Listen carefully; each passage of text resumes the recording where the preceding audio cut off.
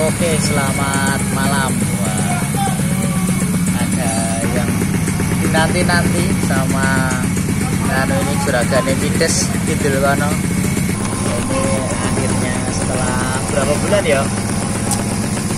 Hampir setahun ya. Oh, enggak sampai setahun. Terakhir setahun ini ya? Hampir setahun setelah jadi sampai sekarang baru berdiri lagi. Sampai ini udah mulai banyak event-event lagi Ramadan Race. Nah, ini udah ada setahun, akhirnya udah bisa hidup lagi dengan spek yang baru, dengan tampilan kayaknya juga masih sama ya. Tapi nanti rencana ini katanya mau diganti rangka, ini ganti frame. Atau ini frame-nya udah jadi belum?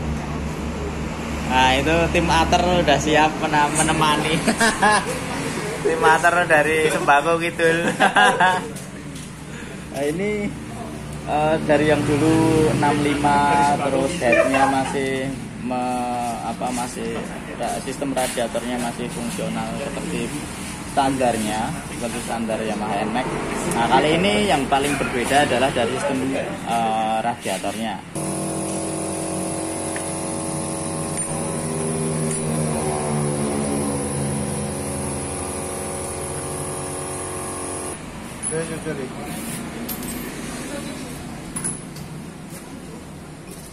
Nah, ini kemarin sempat karena lama banget itu karena sempat bingung masalah konsep dari head dan bloknya ini. Nah, ini headnya akhirnya bikin ulang dengan klep 2522, terus pistonnya ini pakai 66, tapi sistem radiatornya langsung di blok. Nah, ini seperti yang ada di depan kita, ini langsung dapat.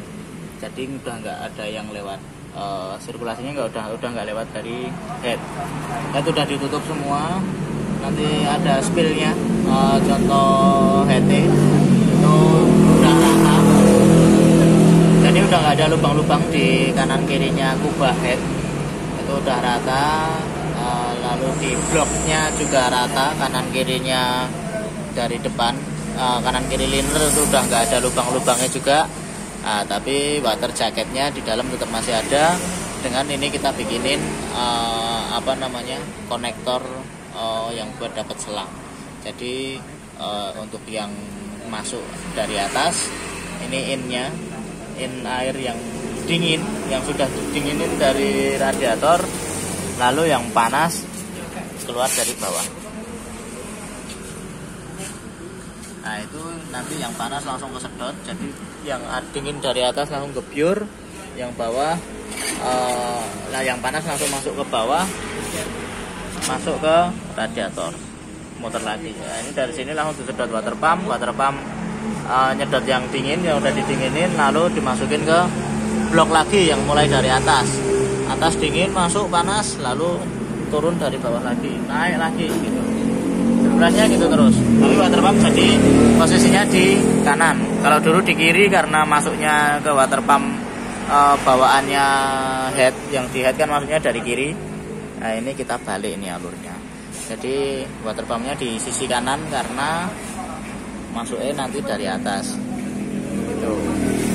Jadi ini kemarin agak kerepotan bikin bloknya karena dari bahan standar kita custom sendiri, nggak beli jadi. Nah, ini popok-popokan dewe kayak las-lasan, terus yo hasil rembukan karo tukang boringnya dan tukang las. Ini akhirnya jadi, nanti tinggal nyempurnain lagi, itu masih ada rebus-rebus sedikit, masih bisa diakali. Nah, ini nanti sistem dari radiatornya tidak akan kita rubah, tetap seperti ini. Nah, nanti kita compare ini dengan yang standar dan yang udah di kayak gini, itu efektif mana sama efisien mana. Kalau untuk budgetingnya wis di-upload. Nah, ini nanti untuk sistem radiator yang tidak lewat head atau sistem radiator benar-benar eksternal, ini murni langsung ke water jacket di blok, nggak ada urusannya di head lagi. Jadi udah nggak ada termostat, udah nggak ada water pump dari bawaan head. Nah, ini blok buta. Kita bikin dari blok standar, ini kelihatan banget, udah nggak ada sirip-sirip, udah nggak ada lengkuk-lengkukan. Ini langsung roto, kita las kotak, dalamnya tetap ada water socketnya. Lalu kita bikin tuas konektor untuk selang dan selang atas sama bawah. Nah ini nanti kalau mau dikomperin, ini bisa kita komperin dengan plus minusnya, apa aja keuntungannya, terus budgetingnya berapa. Ini bagusnya nanti kita compare atau kita bandingin sama blok super bloknya BRT ini. Nah ini kita kemarin udah sempat ada part super bloknya BRT ya di sebelum ini konten ini.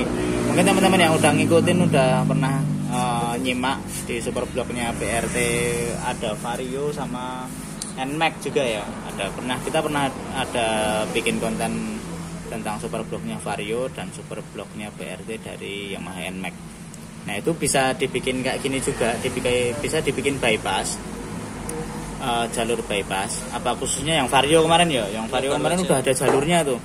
Dari BRT sudah difasilitasi drat buat tinggal masang nancepin konektor untuk bypass water jacketnya. Jadi enggak untuk pemasangan seperti ini, untuk jika mau dibikin seperti ini dia udah tinggal nancepi itu. Nah nanti gimana main plusnya ini bisa kita bahas. Nanti kita bahas mungkin di part selanjutnya ya, karena itu panjang. Nah, cuman kuncinya spill apa nih namanya? Spill kuncinya ada di titik jalur masuk dan keluarnya. Nah itu paling anu banget, paling krusial banget di bagian compare blok ini nanti.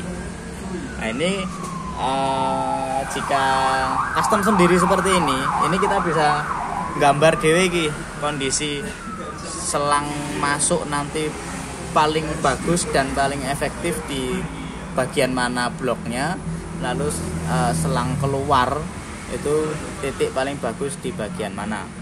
Nah ini udah kita rancang tenan nih, kemarin udah kita pikir banget bagusnya di mana, dan ben orang gaduk, orang natap, orang kena bagian apapun, akhirnya bisa ketemu seperti ini.